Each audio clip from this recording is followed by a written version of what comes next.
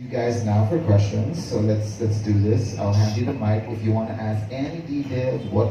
It may be about them, about Ramp, or me as the director. So I'm directing it, and I'm designing the concert. I'm directing it and hosting it with Dwayne, our other artist host.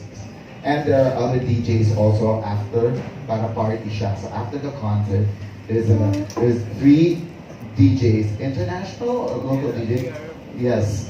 And that's a party after. So if you want to ask anything, come on. What's up, Pilipinas? Fab Manila, let's do this. Ako lang yata magtatanong. Sige lang. Hello. Yeah, actually I was surprised na naghihintay ako ng music to accompany your song pero wala pala music so pero ang galing eh. Diba very strong ang voice niya and then kahit walang music accompaniment, okay na. Happy na ako.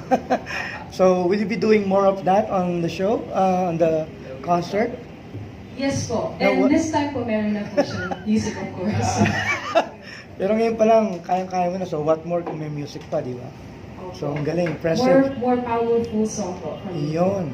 So, mas maraming pa itong yung birit ba yan? Mas maraming birit ba? Yes, mas maraming birit, mas maraming runs po. Yun, nice.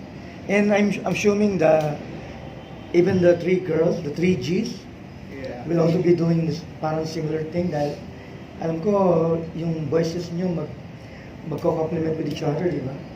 Yes. Ganun. More on a cappella ba or ano? We have prepared a song with a companion. Minus one.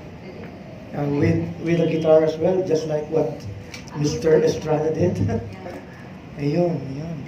So, kasi kanina na-mention nyo na this is something different, di ba? Merong kayo mention na taste and ano yung mention mo kanina? Taste and class. So, compared to other concerts, can you be more specific on paano siya magiging different?